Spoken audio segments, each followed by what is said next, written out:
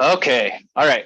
So we just talked about qualifying your business and a lot of steps that you can take in order to know if your business is worth actually pursuing as a business. In a minute, we're going to talk about how you can actually utilize these steps in your business. But before then, I just want to share a few examples from my life just to kind of give you a little bit of insight into power of why this step is so important. So I'm going to share three examples of three businesses I did. One, not so good. One, all right. And then one that turned out really well. Okay. So I'll start with the bad. There was a time when I was out selling pest control and when I had the dream that a lot of entrepreneurs have, and it was I don't want to work for anyone anymore. I want to be in charge of my own life. And so I sat down one night with my wife and said, what could we do like right now, start making some money, and so we don't have to knock doors, so we don't have to work for anyone anymore. I had like a lot of the right end goals. I just had like kind of a lazy way of thinking about it in the moment.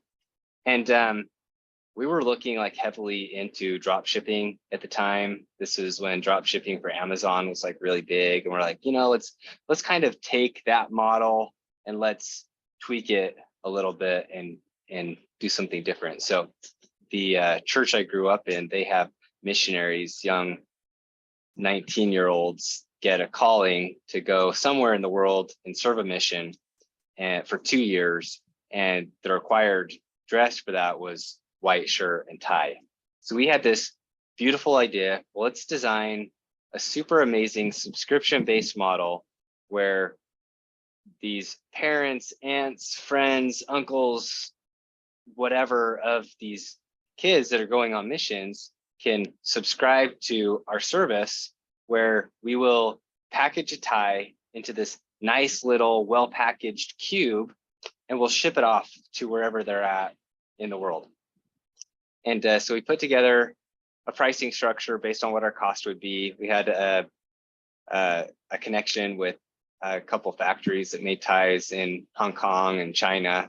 And so we went through and we picked a bunch of our favorite ties and we launched this business online. Went onto Facebook and blasted out to all of our friends and said, hey, we have this business. If you have a missionary, go ahead and subscribe to our service. I don't remember what the pricing was for the missionary tie cube, but we didn't get any orders. Like maybe one person ordered it, and it was like my aunt who like felt bad, who had a son on a mission. She ordered like one cube, but he was like out of the country and we didn't even know how to ship it out of the country. And we looked into it and the shipping cost was like so expensive and it would take like 2 months in order to get the tie to wherever this guy was. So he didn't even turn into an order. And so we shut down the business pretty quickly after that and said, hey, if we're going to do this, we'd invested a decent amount of money into it at that point, said we need to go and actually qualify this business. It met a lot of my whys, it would have allowed me to wake up feeling excited every day, solving my needs, right, of being my own boss, etc. But I didn't even ask the simple question of what pain is this solving? And the reality is there wasn't really a pain. And as we started doing surveys and asking people, do you have this pain? The answer almost always was no. And the question we asked was, is your missionary in need of ties? The answer is no. But when we asked the question, are you in need of something that you can send your missionary that would be cool on a regular basis? The answer is, yeah, that would be awesome. I would love to send my missionary something that he would need, but ties is not what he needs. I have this is me like a dad talking. I have tons of ties that I can give my kid. He's excited to go shop in some flea market somewhere in the world and buy his own ties. Like ties are traded super often between missionaries. Like ties is the commodity that we don't need in this subscription. And it was just one of those moments where me and my wife sat down and we realized we did a horrible job qualifying this as a business. We didn't even look at if there was a pain point that we were actually solving. And as we dug deeper into it, we realized this isn't a business that we should even continue. So we just shut the doors, took the loss on the money that we spent, moved on, continued knocking doors, etc. An example where things kind of worked out, we semi-qualified the business, was in a similar industry. It was also in retail. And during my MBA, I went to China for a couple weeks and ordered a custom suit. And when I was there, I got a business card. When I got back, there were some friends of mine who saw me in this custom suit and they're like, man, that looks super awesome. And I was showing them the inside, and the lining was color that I designed and had embroidery on it. And it just fit like perfectly for my body. And they're like, can you get me one of those? So I was like, I have this card. Let me go see if I can actually find a way to get a hold of this factory and see if they can actually make a suit and ship it to US. Turns out they had this whole system designed, and they were looking for someone like me to bring this product to the US.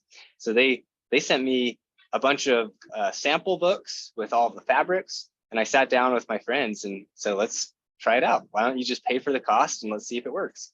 And the process was fairly smooth. I had to learn how to measure them, which I did. It didn't take very long. We picked the fabric, picked the lining that they wanted. They got to pick what they wanted embroidered. I sent it in, and about 2.5 weeks later, a custom suit arrived on my doorstep, invited my friends over, and they looked like super sharp.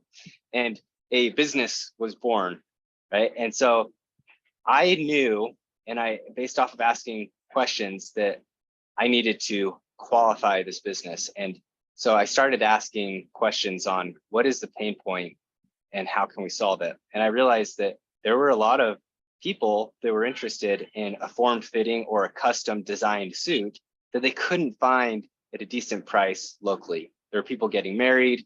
They all wanted the same suit, same lining. They couldn't find enough stock for the suit that they wanted. So they were a good fit. A lot of missionaries where I was in Utah going on missions that wanted a nice fitting suit. A lot of business people that didn't want to spend several $1,000s on a suit, but they wanted that nice business look with, custom stitching on their sleeves, on their lapel, etc. And so I knew that there was a need, and I knew that I could solve that need. And so I just randomly picked a price point, hired a bunch of sales guys, and said, hey, tell you what, if you go sell a suit, I'll pay you X commission. And it worked perfectly, like super, super smooth. This was the first time in my life where I remember laying down in the middle of the day in bed, watching a show on my iPad with my wife, and I would get these dings, ding, ding. It's like a cha-ching sound. I remember turning to my wife like, we are literally laying in bed right now, making money, and we're not even doing anything, because these sales guys were out selling these suits, measuring these people, and we didn't have to do anything. We just established the system. The issue happened when we decided that we needed an infrastructure change. We went from, and here's why we needed the infrastructure change, is because the measurements were way too variable to be done individually by every single sales rep. So we started getting suits and shirts and pants that were coming in just not fitting well. And so I had to take that extra expense and reinvest in better fitting clothes for our clientele. And obviously that hurt my margins, it hurt the brand. And I realized pretty quickly that wasn't the best way to do it.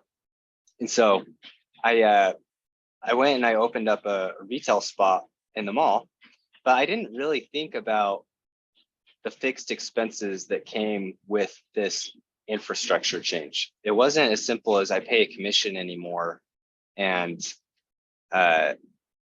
I know what my margin is with zero fixed expenses. Like literally I had zero. It was all variable. It was all cost of goods. So it's really easy to know every suit I sold, this is how much money I made. Once I went into the mall, I don't remember what my rent was, but it wasn't cheap. It was on a pretty good strip in a mall in Provo. And I remember it being a decent amount of money, but I kept everything the same because that's what my clients expected. I kept my pricing the same. I kept the commissions to the sales guys the same, but the difference is now people had a spot to come in and they could get measured by one person who is much better and much more qualified at measuring. And a couple months went by, and I remember just getting super, super stressed that I was starting to like get in a position where I was struggling even making my commission payments to the sales reps.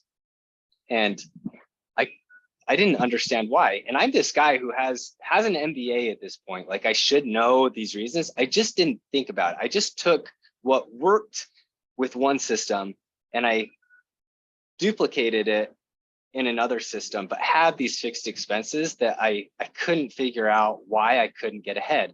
And so my thought was, I need more volume. We need to sell more suits. And so we made this huge push and got a bunch more suits sold that month.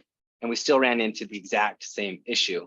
And what I realized was once I could actually go in and look at the profitability, we were literally losing money on every single suit we sold because there was zero margin. Like we were negative margin on every single suit we sold because of the fixed expenses. Like as we got more and more suits, we fell further and further behind on our expenses, which didn't make sense. There should have been a break-even point, but because of the fixed expenses we had, all of a sudden we had additional variable expenses as well. We had I had to pay more in than just commissions. I had hourly rates as well. I had to pay a tailor hourly in commission, and those variable costs that stacked up made it so that we literally had a negative margin before fixed expenses. So what did I do? I raised my prices. Our volume dropped slightly, but not by a ton. And we eventually got to a point where we found our sweet spot. We knew how many suits we needed to sell every month. And when we exceeded that, we made a profit. And I remember having several months at like really good profitability. We were hitting our volume goals and things were super sweet. And so I'm like, okay, this is great. I had people I trusted in the mall. I was super young at the time, super immature with business, really started neglecting it, and I let other people control it. And I said, this is awesome. I'm like literally passively making good money right now. I'm gonna go do it again. So I contacted a mall in Sandy, Utah, and a mall in Logan, Utah, and decided that I was gonna open up 2 more locations. I didn't really care what the rent was. I didn't even try to negotiate it. I said, hey, it's working here. We can make it work here. And so I opened up 2 mall locations, didn't do a market analysis. And the market for Logan in particular just was horrible. No one was mall shopping and no one would go in the mall. It was literally like this ghost town and we didn't get hardly any business there. And Sandy, the location that we had in the mall, didn't have like very good foot traffic at all. So 2 ghost town situations compared to 1 good location. And so this is an example of the business ultimately ended up doing okay and I ended up selling it, but I made so many qualifying mistakes throughout the process that I didn't need to make if I just followed these steps. Third example, when we moved into our first house that we bought, I was doing my MBA at the time. So I was traveling about an hour and a half up to Logan, and we were living in Salt Lake, West Valley. I drive up an hour and a half, come back, and I needed some sort of income to finish up my MBA. At the time, I was planning to be a dentist, so I was accepted into dental school, but I hadn't started yet. And so I got a job as a door-to-door sales rep selling satellite services for Dish and DirecTV. And it was a brand new startup company. And I worked for about a month, made a decent amount in commissions, but never got paid like a dime, anything at all. And I remember our first mortgage payment was coming due, and literally we did not have, because we put money down on the house, we did not have any money to pay our mortgage payment. Like there was no possible way we were going to be able to do it. So my wife scrambled and ended up finding some foreign exchange students to come stay in our basement, and they prepaid for the month and paid enough to cover our mortgage. And that's literally for like the next year, how we paid our mortgage on our first house was through foreign exchange students staying in our basement or Airbnb. And one of the Airbnb people that stayed in our basement, stayed there for a couple months, and it was this guy from Egypt, and he made some falafel for us for dinner, and it was just like super amazing. I didn't even know what falafel was. It's this Mediterranean vegan dish, and it was just like so good, so good. And we went out and we tried other falafel in the city that was just like nasty in comparison to what this guy made. And he told us this dream of how he wanted to start a restaurant, or he wanted to start out by opening a food truck. And he had a partner, but they didn't have any money to do it. And at this point, we were a little less naive about qualifying the business. It sounded exciting. It sounded like there was a need. Food trucks were all the rave at the time. And I remember wanting to jump right in, but remembering some of the PTSD that we had from not qualifying some of our previous businesses and the issues that we had as a result. So my wife and I, mostly my wife, really dove into the market analysis, calling a bunch of food truck rallies, calling a bunch of food truck owners, asking what their experience was, really diving into the menu of Mediterranean food, and figuring out that there was this niche market in the Utah County and Salt Lake area of vegans, of all things, that they could not find a good all vegan solution when it came to a food truck, but they were like avid food truckers. And so falafel is fully vegan, and we had some meat items on our menu, and we made the decision based off of profitability, because meat costs more than vegan items do. So we went through and fully qualified. We did full market analysis. We went through profitability. We looked at the scalability, how, like, if this goes well, can we actually scale with this in this market and outside of this market? And we decided to launch for this niche based on the qualifying that we did for the business. And overnight, like, I'm not kidding you, it was just like, we opened doors, and within a couple months, like, just instant success, huge following, tons of reviews, a lot of people coming for our services, easy to get in to a bunch of rallies. A lot of businesses were wanting us there because they had food needs that they couldn't find other food trucks to fulfill. And it was just an amazing experience. Honestly, ton of kudos to my wife for doing that market analysis.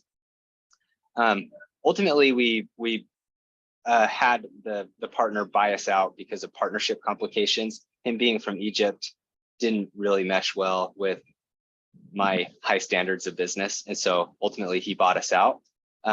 But within just a couple months, we were ranked the #2 food truck in all of Utah. And that was a pretty cool experience. And it all had to do with the qualifying that we did on the business that went from just a gut, this is a good decision, to actually making sure it was, and making some key decisions to focus on a niche that we wouldn't have actually decided on, and we wouldn't have had nearly the success that we did if we didn't do that research. So those are just 3 examples. I have tons of examples. You guys probably have tons of examples, know people that have a lot of examples, but this hopefully just gives you a little bit of insight on the power of why it's important to qualify your business. So now let's go ahead, put our heads together, and actually go through a sample business that we're going to do some math on, and qualify that business or disqualify that business. And then we're going to, once we have done that math and kind of had some examples of how you do this, then we're going to go ahead and do that for your business as well.